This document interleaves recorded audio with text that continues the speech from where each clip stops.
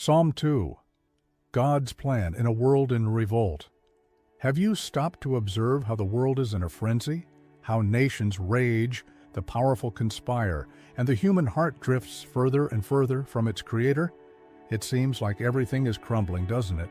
The news only brings chaos, morality decays, and those who should guide the people are often the first to trample on sacred values. But today, dear brother, dear sister, I come to reveal a truth that will ignite a flame of hope in your heart. Psalm 2 shows us exactly what lies behind all this human turmoil and, more importantly, how you can find peace amid the chaos. In His infinite wisdom, God begins this psalm with a question that should make us all reflect deeply. Why do the nations rage and the peoples plot in vain? Do you grasp the depth of this question?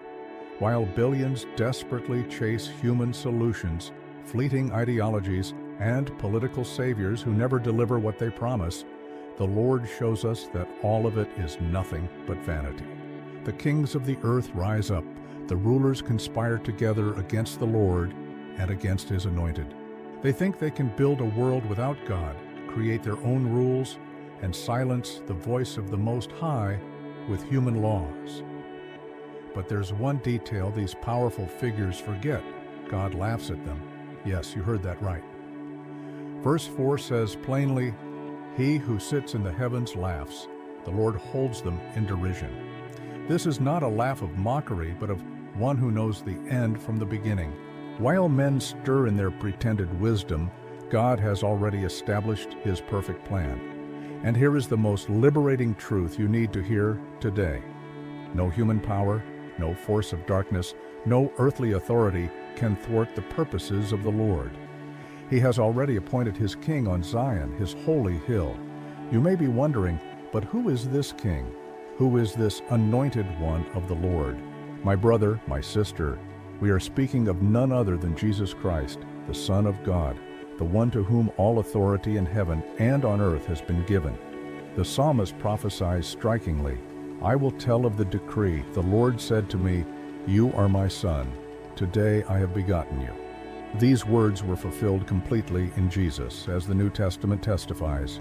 And here is the most glorious part. This same Jesus, who was rejected by men, spat upon, scourged, and crucified, God has made Him both Lord and Christ. He rose again. He conquered death. And now He sits at the right hand of the Majesty on high, waiting until His enemies are made a footstool for His feet. Do you realize what this means? All this human agitation, all this rebellion against God, all these attempts to build a society without eternal values, they are doomed to fail, because Jesus has already won. But Psalm 2 doesn't end there. It delivers a solemn warning that echoes through the centuries to reach our ears today. "Now therefore, O kings, be wise, be warned, O rulers of the earth. Serve the Lord with fear and rejoice with trembling. Kiss the Son lest He be angry, and you perish in the way." What strong words, what a necessary warning. God is telling us plainly, stop fighting against me, stop trying to live without me, stop thinking you know better than the Creator, because there is a path of peace, a path of security, a path of true life. And that path is called submission. Submission to the Son of God. Surrendering to Christ is not a sign of weakness. It is the wisest decision any human being can make.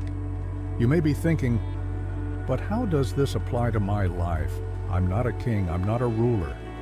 Oh, my dear friend, but you make decisions every day. You choose whom to serve. And Psalm 2 is showing you that there are only two paths: continuing in rebellion that leads to destruction, or surrendering to the Son and finding true life. How many people today are perishing on the path because they refuse to kiss the Son? How many lives destroyed by pride, self-sufficiency, the illusion that they can be happy apart from God?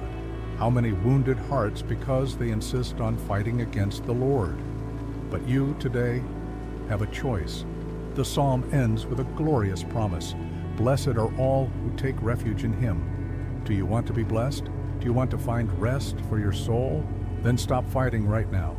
Surrender your life to Jesus. Acknowledge Him as Lord. Submit to His will.